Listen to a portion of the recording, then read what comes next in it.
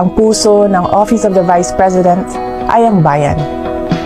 Ang aming determinasyon, pagpupunyagi at pagsisikap ay nakatali sa aming hangarin na makapagsilbi sa inyo bilang mga lingkod bayan.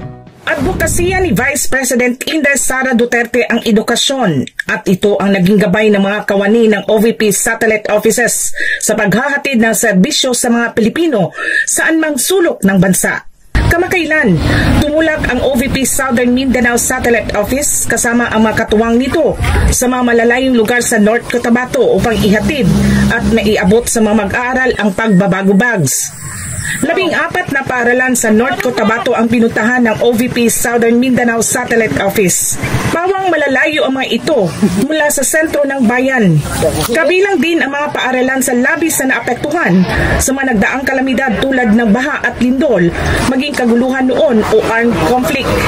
Ito ang mga paaralan na nasasakupan sa mga bayan ng Arakan, Magpet, Makilala, Mlang, Kabakan, Pikit, Alyosan, Midsayap at Bigkawayan, probinsya ng North Cotabato. 4 na silid-aralan na ito, pansamantalang nag-aaral ang mga learners ng N. Ramirez Elementary School sa sitio Lower Ladayon, Barangay Datu Ladayon, Arakan, North Cotabato. Itatayo pa lang kasi ngayong taon ang kanilang 6 classroom building. Ngunit bukod sa kakulangan ng mga silid-aralan, naging hamon din sa mga mag-aaral ang school supplies. Mahirap ding marating ang mga komunidad na sa mahabang panahon ay apektado sa gulo na dala ng insurhensiya.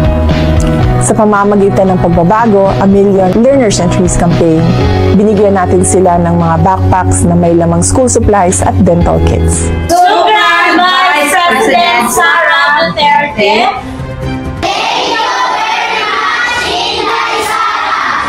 You are very special.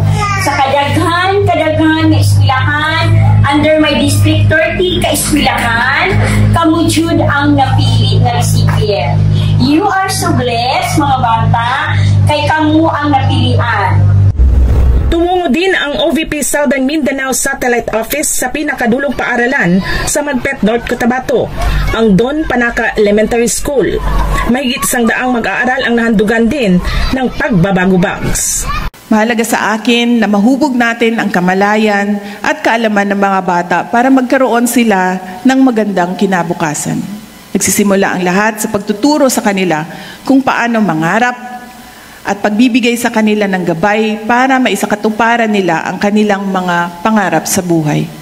Sa OVP, tinitiyak natin na kabilang sa mga programa ang para sa mga kabataan. Makatulong dito sa aming mga estudyante ang nasa loob ng bag ng mga school supplies.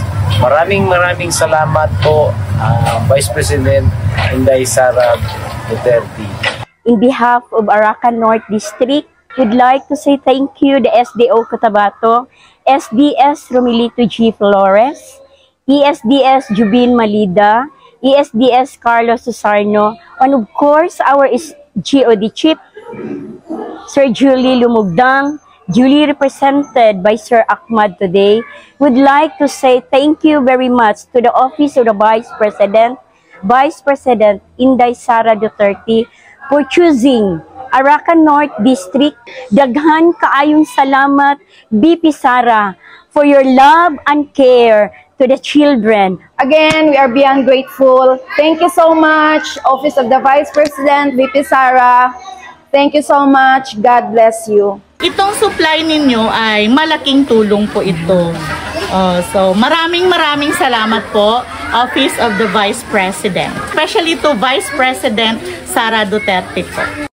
Sa loob ng 3 araw, umabot sa 3,708 na mga mag-aaral mula sa 14 na paaralan sa North Cotabato Province ang nakatanggap ng pagbabago bags.